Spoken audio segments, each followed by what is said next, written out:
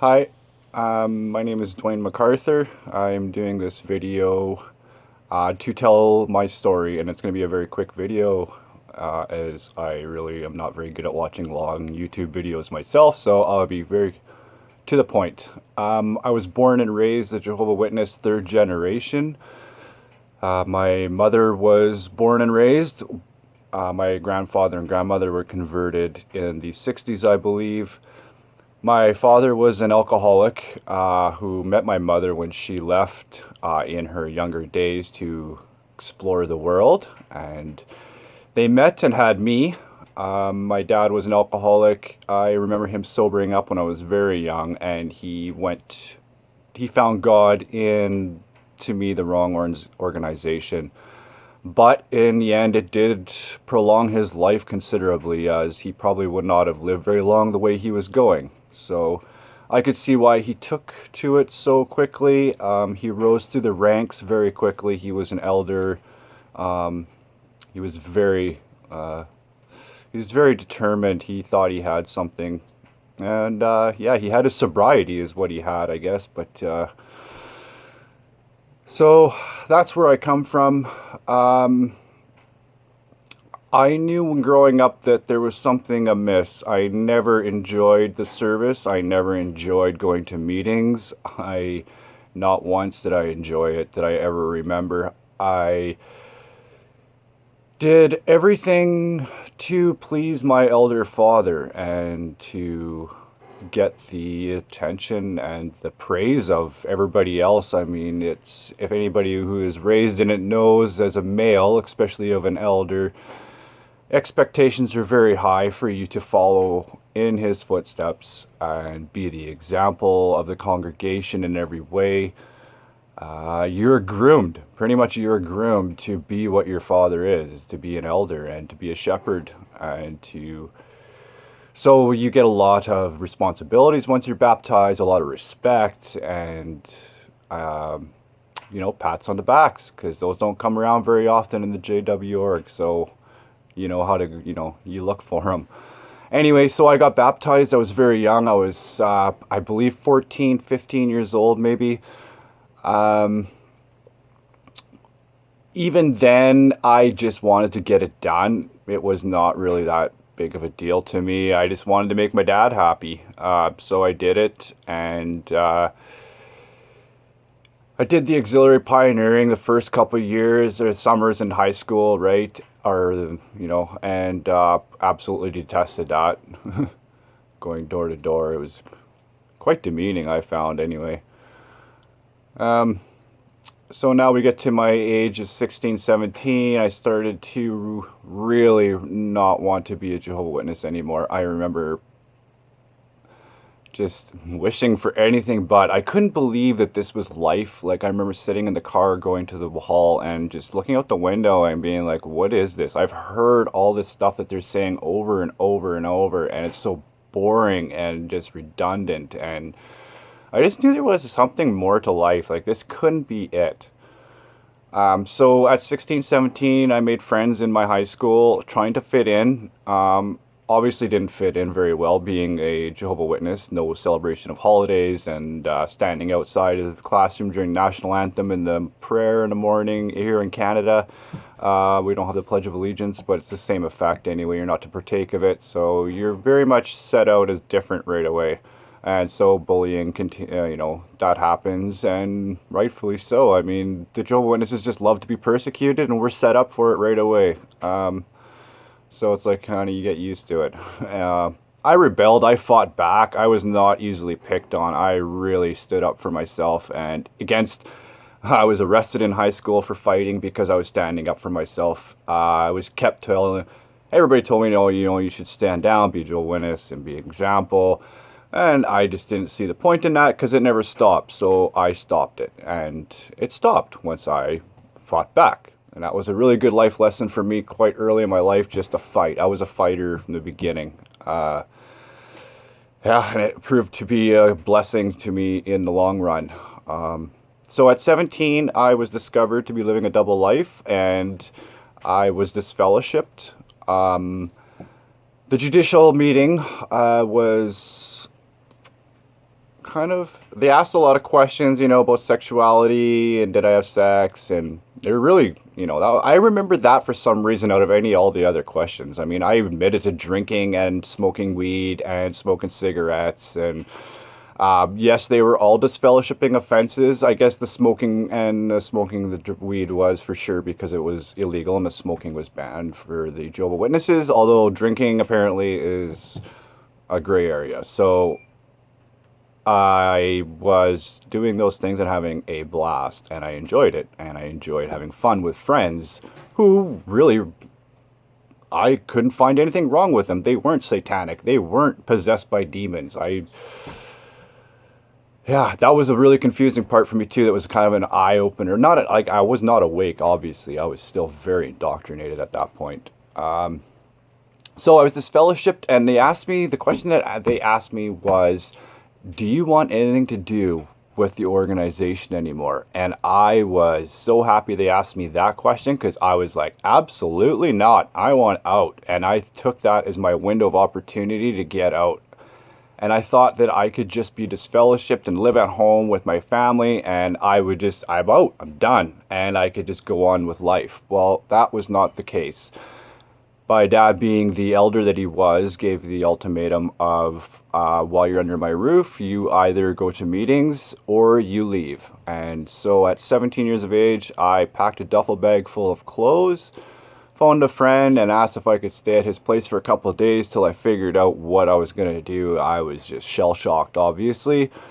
And so that happened, and I was taken in by a family, fortunately, I remember were a do not call, and it was quite ironic, so that they took me in, obviously, to spite the Jehovah's Witnesses and my parents, which I find now awesome. Like, yeah. Anyway, so they took me in, they gave me a place to stay till I finished my high school.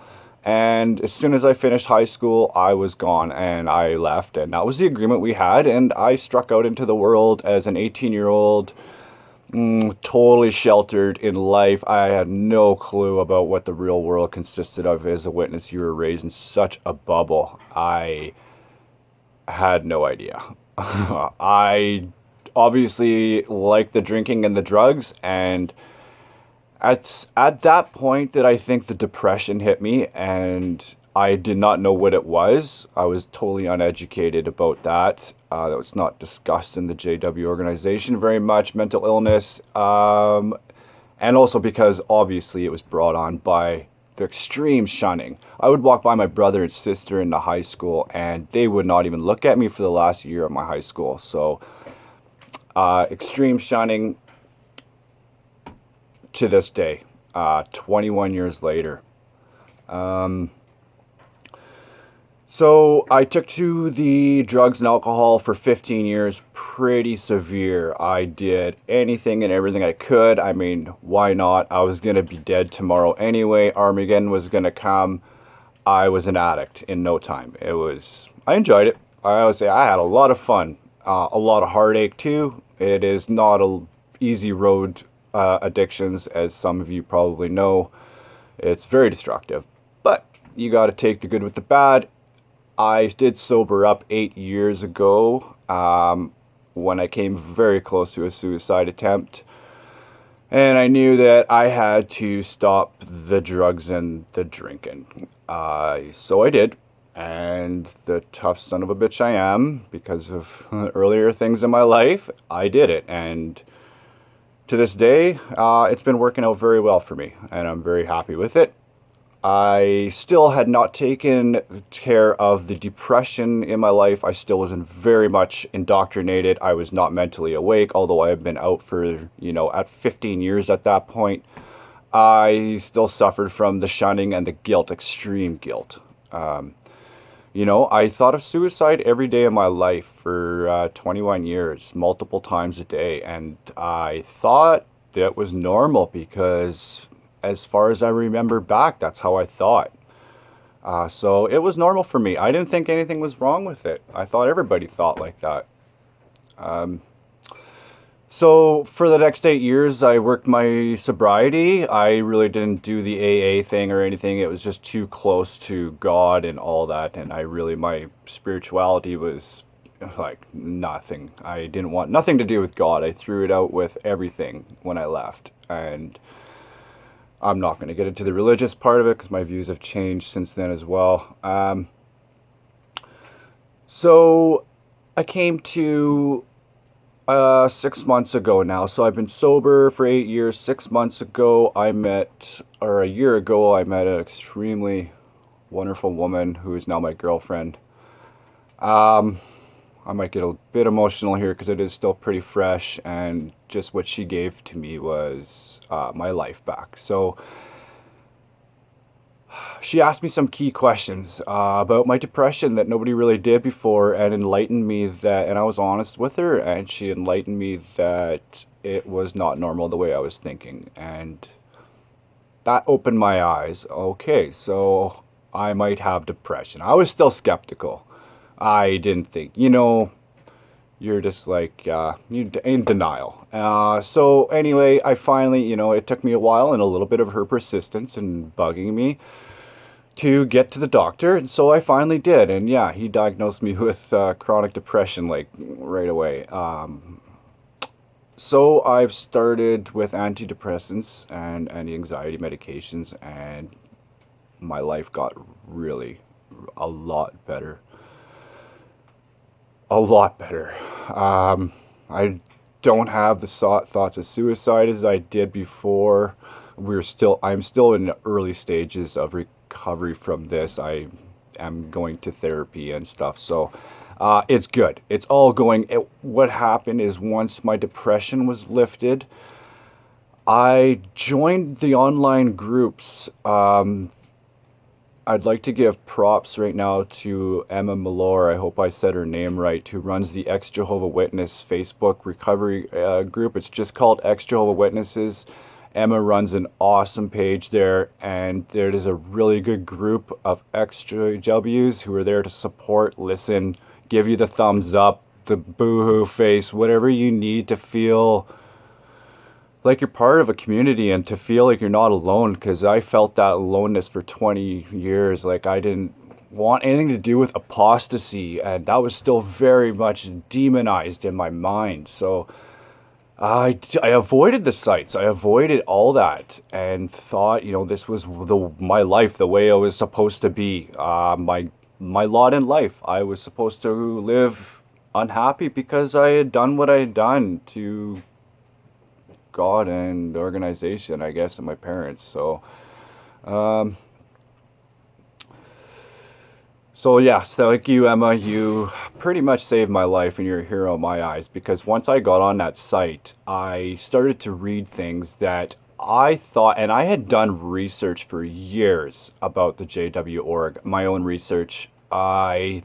I knew some, like the 1914 generation and the two witness rule and things like that did not sit right. There was changes, like when 2014 went by, I was still didn't know nothing about the JW org.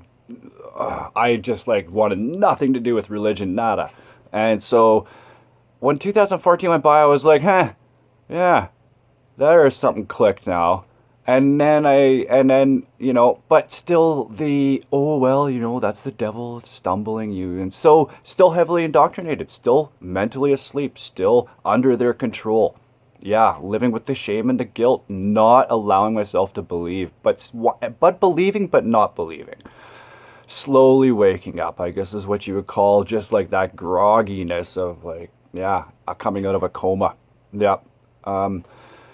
So once I started reading things that other people were saying that I had seen, then it became very clear. Then it was like a hammer, man. I woke up and I was like, wow, yeah. And once I started to wake up, all that anger that I was angry for so long, I was internalizing it. Now I had somewhere to put it, and it was on the JW org. Man, I still very angry. Yeah, it's very fresh for me, that's for sure. And I'm harnessing this anger To as many of you have seen, if you're watching this, you've probably seen my car crashes, and that is where I am going with my recovery, is trying to make people aware, the general public aware of this cult and how destructive it is. And I'm going to do another video about that and why I came to do start my activism. And yeah, so I hope this helps somebody out there. I do have an outline beside me. I tried to get as many of the main points of my story as I could. All I have to say is, if you are a active JW right now, or inactive, or questioning, if you have a little voice that is deep down inside of you that once in a while says something like, this isn't right, or I wonder, that is the voice of reason. That is the voice that you were created with to lead you through this life, to not be manipulated and controlled, but to be a free person. You have to listen to that voice. That voice is what the JW organization suppresses. If there's anything that you will remember from this, is listen to your voice of reason. And do not listen to the reason of rhetoric and of publications that reference their own publications. Thank you.